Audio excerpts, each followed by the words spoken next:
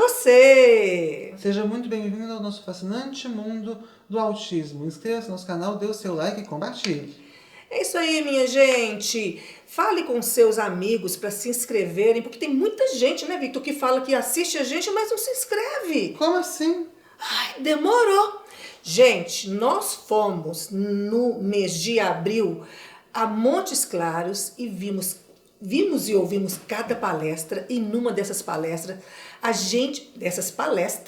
a gente conheceu uma pessoa, uma psicóloga que, uau, Victor! A gente foi encantado com a palestra dela. É a Jeane. Ih, Victor, eu esqueci o sobrenome dela, fala aí. Jeane Mendes, seja muito bem-vinda, Jeane. Obrigada, Victor, é um prazer estar aqui com vocês. O prazer é todo nosso. A gente viu uma palestra da Jeane sobre a inteligência no TEA. É um assunto que ainda traz, infelizmente, vários mitos que dificultam a compreensão das pessoas com autismo. Então, Jeane, em primeiro lugar, eu fico aqui pensando, existe uma diferença entre a inteligência do autista e do não autista? Então, Victor, o que nós temos investigado, que a literatura tem levantado, né, é que pode ser que sim, né? A gente ainda não tem nada confirmado não, mas pode ser que sim, porque o que acontece?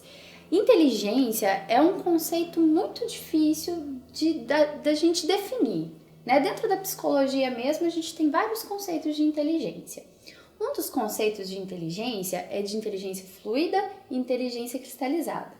A inteligência fluida é uma inteligência que não precisa dos aspectos culturais e de linguagem para você conseguir resolver problemas. Né? Já a inteligência cristalizada, você vai depender de informações que você aprende na escola, que você aprende no seu dia a dia, para resolver questões, para resolver problemas. Né?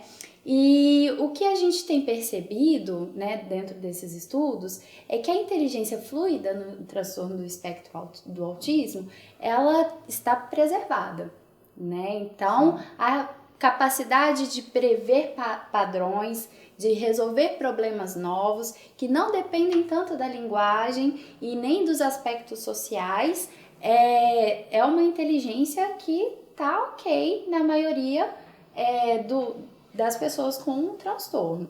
Enquanto que a inteligência cristalizada, testes que pressupõem a inteligência cristalizada, já subestimam essa capacidade das pessoas com autismo.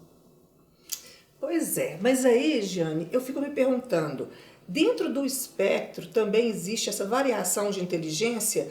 Ou seja, existe uma crença de que o autista mais severo, ele teria maior deficiência na inteligência do que o autista leve, por exemplo. Existe isso? Sim, existe. Então, o que acontece, Selma, é que o que a gente quer tentar entender, né, porque nos primeiros estudos sobre o transtorno do espectro do autismo, mais de 75% eram diagnosticados como deficientes intelectuais, né? Hoje, o que a gente fala dentro do espectro, que é leve e que é moderado e que é grave, também está muito relacionado ao nível de cognição, né? Então, o autista mais severo, ele vai ter uma cognição, sim, mais prejudicada. Mas 75% da população com transtorno do espectro do autismo realmente tem deficiência intelectual, né? Essa que é a nossa questão. Será que realmente mais da metade dessa população ela vai correr, né? Vai ter uma comorbidade com a deficiência intelectual? Né? E é o que a gente está tentando investigar, porque na verdade esses estudos variam muito. Né? Então, variam desde 30% da população até 80%, 85%. Então, é uma variação muito grande, né, entre esses estudos. E o que a gente está verificando, então, que a hipótese levantada, então, será que essas pessoas elas têm sido avaliadas corretamente? Né? Será que os testes que nós estamos usando para essas pesquisas eles têm sido eficientes para avaliar as pessoas com autismo? Eles têm pegado as singularidades, as particularidades dessas pessoas? Jeane, eu e o Victor tivemos uma experiência que mudou a nossa vida no ano passado, né, filha? A gente Sim. foi no primeiro encontro de pessoas autistas. o EBA, promovido pela Abraça em Fortaleza, e a gente conheceu vários autistas, severos, moderados, leves.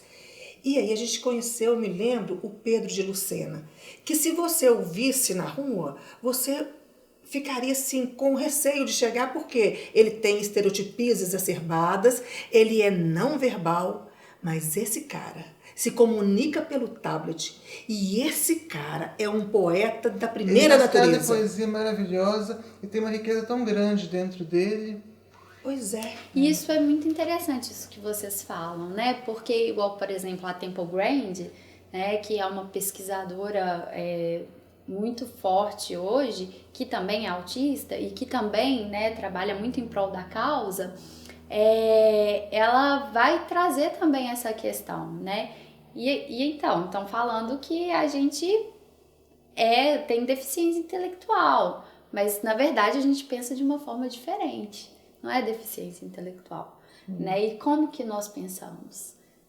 E a gente vai ouvindo a Jane falar também, eu fico aqui pensando a questão a importância de ouvir os autistas, né? Não falo isso porque eu sou autista, não, mas acho que isso é importante, e a importância de pesquisadores que devem ser aliados da gente para entender essa causa, pessoas comprometidas com a causa autista e com as pessoas autistas. Então eu fico pensando, Jane, como que os pesquisadores veem como funciona a inteligência do autista atualmente? Então, Vitor, pergunta difícil, porque na verdade a gente ainda tem muito que aprender, né? Sim. Então nós estamos, desde 1949, quando Leo Kanner descreveu pela primeira vez o que era o autismo, né?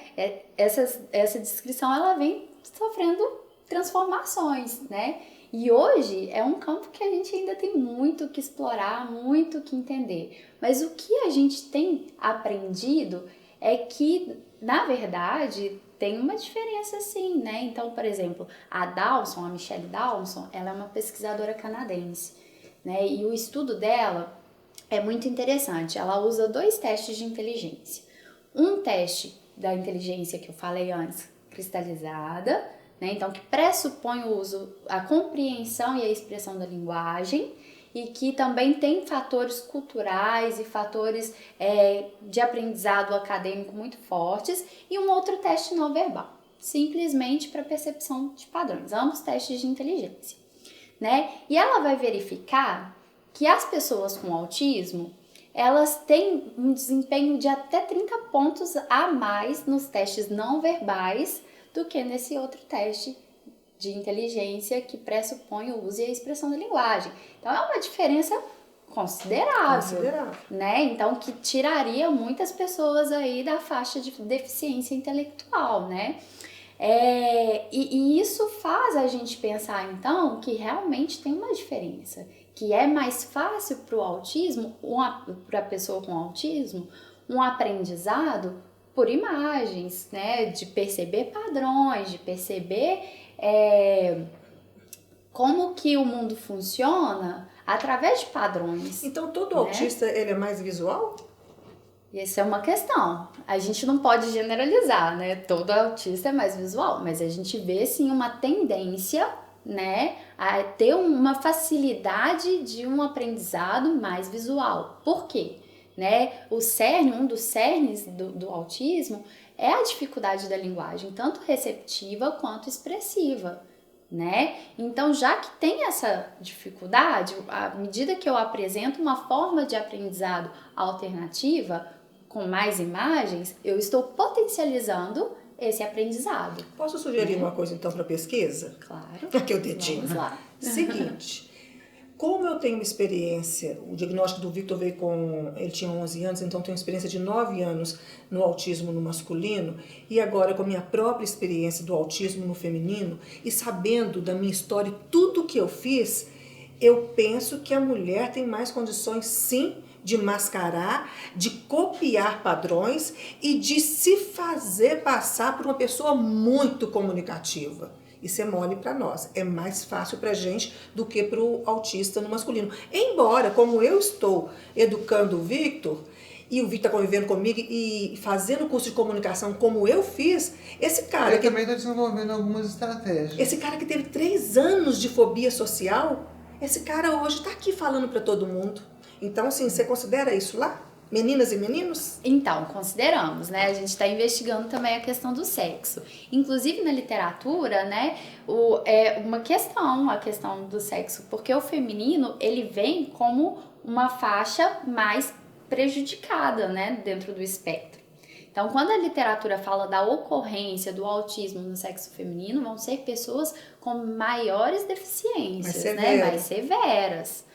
Né? Então, assim, isso é uma questão grande pra gente. Ai, olha o campo aí, vastíssimo. Então, a gente tem muito que pesquisar, muito o que descobrir, não é, Jane? E pensando em tudo isso que a gente conversou e está conversando, como respeitar a inteligência da pessoa com autismo?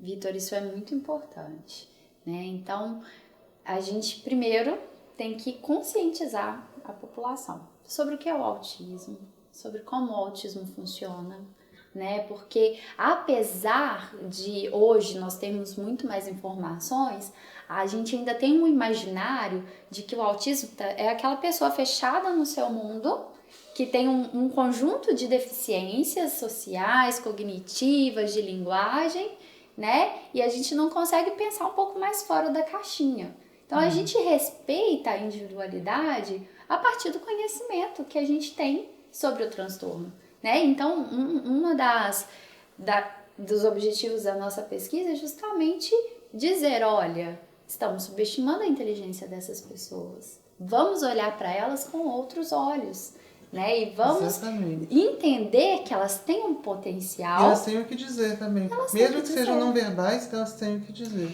E aí, né, Vitor, é muito interessante quando você fala mesmo que elas sejam não verbais, porque por muito tempo a gente não deu voz, né, às pessoas com autismo para entender como elas vivenciam a própria condição, né? E isso é uma coisa que nós temos que fazer também, né? Como que você vivencia, Mas né? considerando que tudo começa na família, como é que a família pode já começar a exercitar isso? Então, Selma, a gente fala de intervenção precoce, né? Isso. E aí é intervenção precoce desde o primeiro momento. Hoje no Brasil a gente ainda tem uma questão com a intervenção precoce. Então ainda o diagnóstico ele não tem vindo tão precocemente, né? 3 anos de idade já não é tão precocemente. Então hoje nós já estamos falando de diagnóstico em lactantes, né? Talvez antes de 1 ano de idade já é possível perceber alguns aspectos.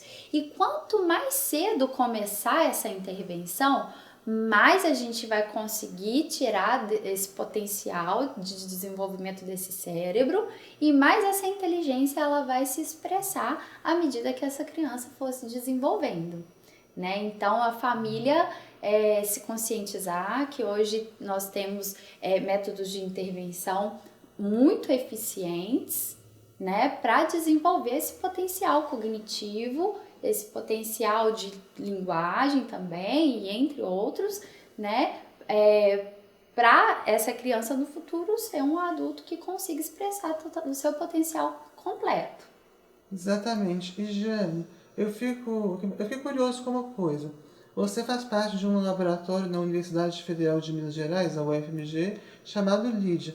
Você pode contar para a gente, para os nossos internautas, sobre esse laboratório? Claro, muito obrigada, Vitor, pela pergunta. É muito bom vir divulgar um pouquinho do nosso trabalho também, né? Então, o LID, que é o Laboratório de Transtornos de Estudos no Transtorno do Espectro do Autismo e outros transtornos do desenvolvimento, coordenado pela professora Cláudia Cardoso Martins, na UFMG, né? E em conjunto com a professora Maria Luísa.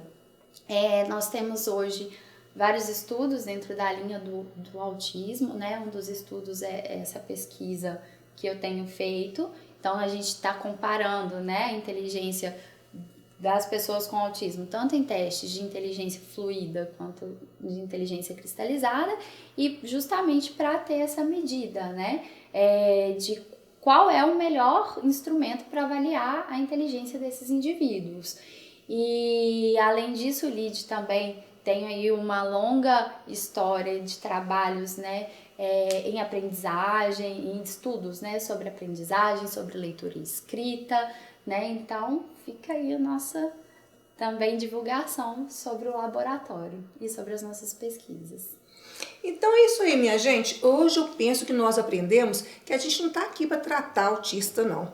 A gente está aqui para fornecer instrumentos, ferramentas para deixar aflorar esse potencial que todo autista tem.